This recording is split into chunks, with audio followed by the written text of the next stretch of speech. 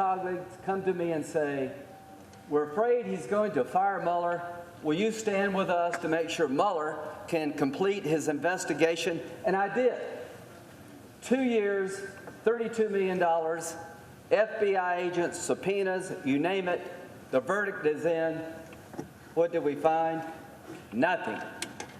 I thought that would be it. But it's never enough when it comes to Trump. Sorry. It's never enough when it comes to President Trump. This sham process is the low point in the Senate for me. If you think you've done the country a good service by legitimizing this impeachment process, what you have done is unleash the partisan forces of hell. This is sour grapes. They impeached the President of the United States in 78 days. You could not get a parking ticket if you contested it in 78 days. They gave out souvenir pins when it was over. If you can't see through that, your hatred of Donald Trump has blinded you to the obvious. This is not about protecting the country. This is about destroying the president. There are no rules when it comes to Donald Trump.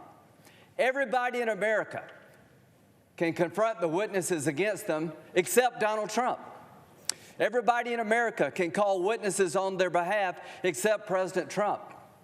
Everybody in America can introduce evidence except for President Trump. He's not above the law, but you put him below the law. In the process of impeaching this president, you've made it almost impossible for future presidents to do their job.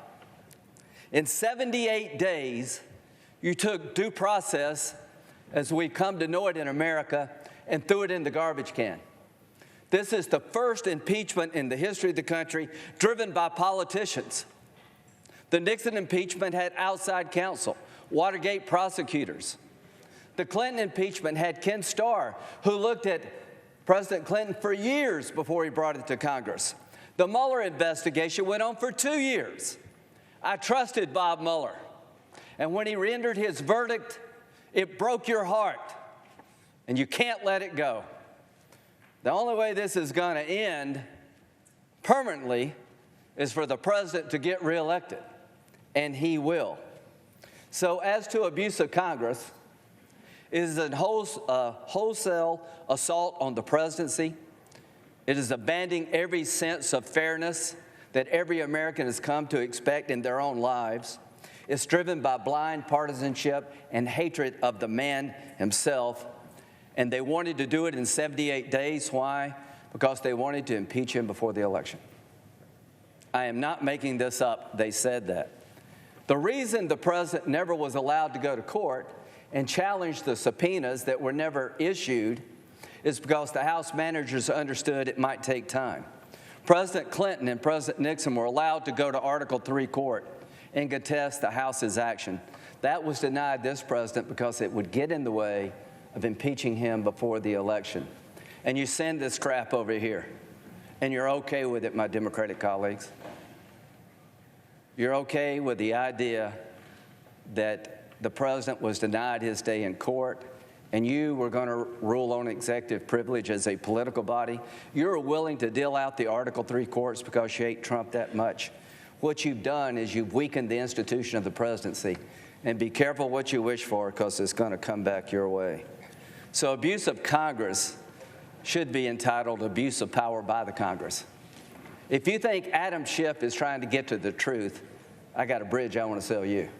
These people hate Trump's guts. They rammed it through the House in a way you couldn't get a parking ticket, and they achieved their goal of impeaching him before the election.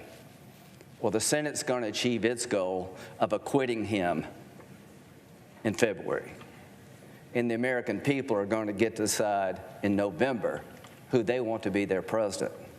So acquittal will happen in about 2 hours.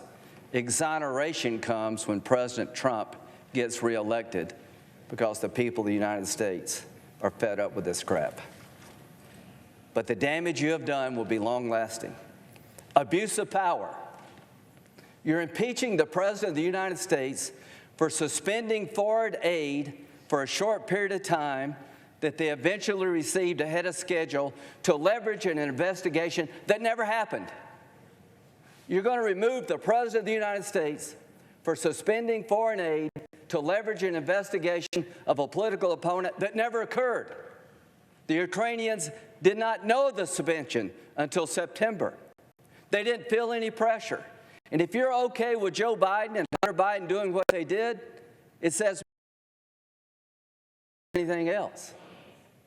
The point of the abuse of power article is that you've made it almost impossible now for any president to pick up the phone if all of us can assume the worst and impeach somebody based on a subjective standard. He was talking about corruption in the Ukraine with a past president. And the Biden's conduct in the Ukraine undercut our ability to effectively deal with corruption by allowing his son to receive $3 million from the most corrupt gas company in the Ukraine. Can you imagine how the Ukrainian parliament must have felt to be lectured by Joe Biden about ending sweetheart deals? What you have done is impeach the President of the United States and willing to remove him because he suspended foreign aid for 40 days to leverage an investigation that never occurred. And to my good friend Dick Durbin, Donald Trump has done more to help the Ukrainian people than Barack Obama did in his entire 8 years. If you're looking for somebody to help the Ukrainian people fight the Russians, how about giving them some weapons? This is a sham. This is a farce. This is disgusting. This is an injustice to President Trump as a person. It's a threat to the office. It will end soon. It's going to be an overwhelming rejection of both articles. We're going to pick up the pieces and try to go forward, but I can say this without any hesitation. I worry about the future of the presidency after what's happened here. Ladies and gentlemen, you will come to regret this whole process. And to those who have these pens, I hope you will understand history will judge those pens as a souvenir of shame. I yield.